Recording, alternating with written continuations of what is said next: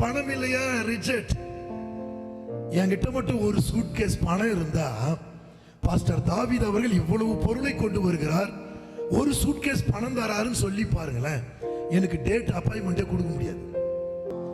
இன்றைக்கு மனிதர்களுடைய சிந்தை எப்படி என்றால், பிரதர் நாங்க பாக்ஸ் கொண்டு வந்துடுறோம், கோல் போஸ்ட் கொண்டு வந்துடுறோம், கஃபோல்டிங் கொண்டு வரோம், ஸ்டேஜ். ஹலோ, எங்களுக்கு எதுக்கு மேன் ஸ்டேஜ்?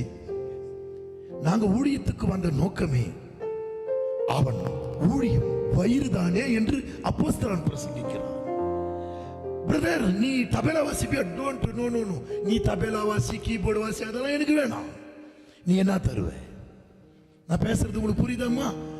இவன் தேவனுடைய ஊழியத்திற்கு வந்த தேவ புத்திரன் அல்ல, சாபத்து வீடான தன் வயிற்றை வளர்க்க வந்திருக்கிற கள்ள போதகர்கள், கள்ள தீர்க்கதரிசிகள் தேசத்தில் பெருகிவிட்டார்கள்.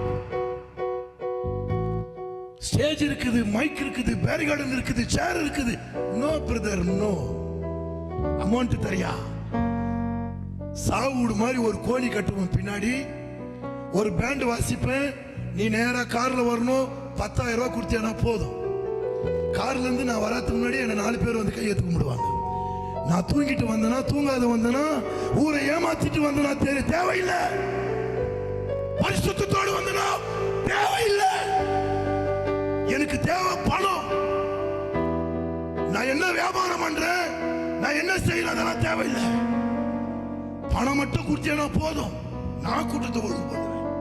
2 டபுள் டூல வச்சுட்டு ஒன்னு குறகுறான்னு ஒன்னு டர்னரான மைக் எடுத்து பேசுனா மைக் 43 ஸ்டைல்ல கேட்கும். ஆனா நீ அவருக்கு ஒரு 25,000 காணிக்கை கொடுத்துடணும். அப்படிப்பட்ட தேவனால் பிறக்காத மாம்சத்தில் பிறந்த சந்ததி இந்த நாட்களிலே தேசத்தில் உலாவிக் கொண்டிருக்கின்றது. நீயும் நானும் தேவனால் பிறந்தவர்கள். கரங்களை தட்டி கர்த்தருக்கு பயந்து சொல்றேன். புடவை கொடுக்கணும்னு சொல்லி இருந்தேன்னா இவ்வளவு ஸ்டேஜ் தேவையில்லை, இவ்வளவு லைட் தேவையில்லை. சோறு போறன்னு சொல்லி இருந்தேன்னா இவ்வளவு லைட் தேவையில்லை, இவ்வளவு ஸ்டேஜ் தேவையில்லை. வரவங்களுக்கு 100 ரூபாய் கொடுக்கிறாரான்னு சொல்லி இருந்தா அவன் தானே திருட, மோசக்காரன், ஊரையா மாத்திரம் அதுதானே பண்ணிக்கிட்டு இருக்கிறான். நீயும் நானும் தேவனால் பிறந்தவர்கள். அதை எண்ணி நான் கர்த்தருக்குள்ள மகிழ்ச்சி அடைகிறேன். இங்க வந்திருக்கிறவர்கள் தேவனால் பிறந்தவர்கள், தேவனால் பிறந்தவர்கள். நீங்கள் மாம்சத்துக்குரியவர்கள் அல்ல, கர்த்தருக்குள் பிறந்தவர்கள். ஆமென் சொல்லுங்களே.